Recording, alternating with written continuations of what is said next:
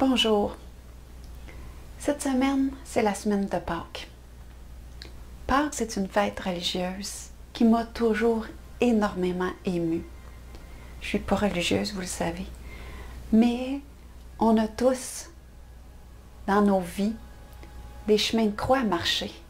On a tous dans nos vies des semaines saintes, que ce soit des calvaires, que ce soit ce que j'appelle nos temps morts, les samedis saints, les journées où il ne se passe rien, où on a vraiment un sentiment de vide, où on a un sentiment que l'univers nous a abandonnés.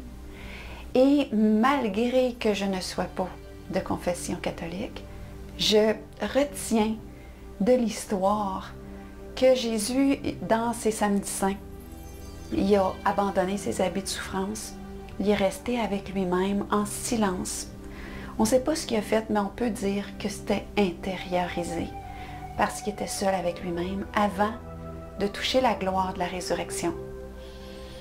Et moi, la résurrection ou la fête de Pâques, ça m'émeut parce que c'est la même image que la chenille qui sort de sa chrysalide, qui devient un beau papillon. Et c'est un peu mon histoire.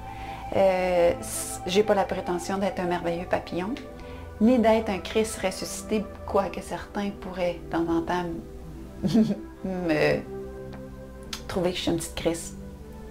Mais, on peut rire un peu, hein? Mais cette semaine, j'ai envie de vous offrir un petit cadeau.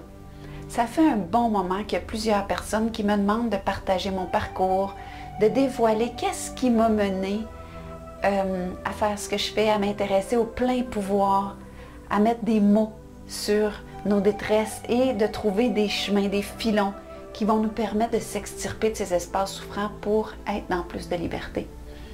Et j'ai toujours refusé, pour différentes raisons, par pudeur, par peur, mais oui, parce que j'avais une histoire un peu atypique et j'avais peur qu'on m'identifie comme colle des étiquettes, j'avais peur qu'on trouve que c'est pour ça que je peux être bizarre, j'avais peur de plein de choses. Et c'est sûr qu'en marchant la route de la conscience, la peur, je la délaisse de plus en plus pour aller vers le plein je suis. Je m'appelle Myriam, ça veut dire Myr, qui veut dire reflet. I am, c'est du je suis. Et mon je suis est devenu par la route que j'ai marchée.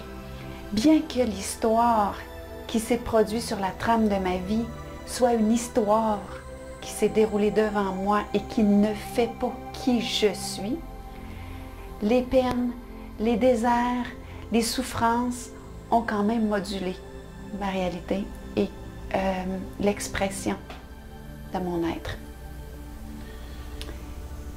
Dans mon parcours, j'ai travaillé à me désidentifier, un peu comme si les limites que les autres ont mis sur moi, c'était comme des vêtements souillés que j'ai choisi d'enlever et de rejeter pour retrouver mon essence profonde.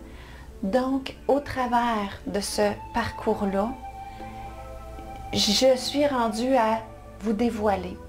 Parce qu'on m'a demandé, tu sais, je ne voulais pas faire ça pour des mauvaises raisons. Je ne voulais pas faire ça pour faire du sensationnel. Je ne voulais pas faire ça pour être prise en pitié. Je ne voulais pas faire ça pour des raisons qui ne sont pas les bonnes.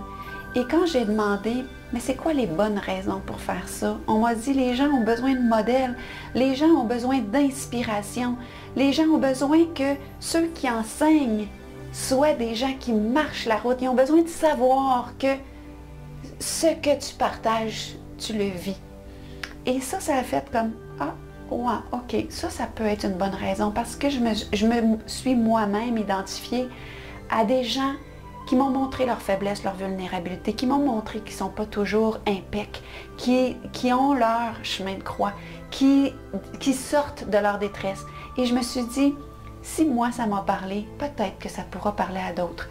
Donc c'est pour ça que dans les prochains jours, vous allez voir circuler une entrevue qui parle un peu de l'histoire qui s'est déroulée sur la trame de ma vie. C'est une histoire d'assujettissement total à de plus en plus de liberté d'être. Et si vous aimez, je vais vous demander de partager Pourquoi? Parce que les partages, c'est le petit je t'aime, je te vois de votre part qui me permet de continuer, qui me donne le petit élan, qui entretient mon feu et ma flamme. Et c'est une tape dans le dos pour le travail que je fais avec le plus d'intégrité que je connais aujourd'hui et qui me permet aussi de ressentir de l'amour parce qu'on en a besoin. Je veux aussi vous dire que sous cette vidéo, vous pouvez cliquer sur s'abonner si vous aimez mon travail. Ça ne vous coûte rien et ça vous avertit quand il y a une nouvelle vidéo. Et je vous remercie infiniment de me donner le privilège de faire partie de vos vies.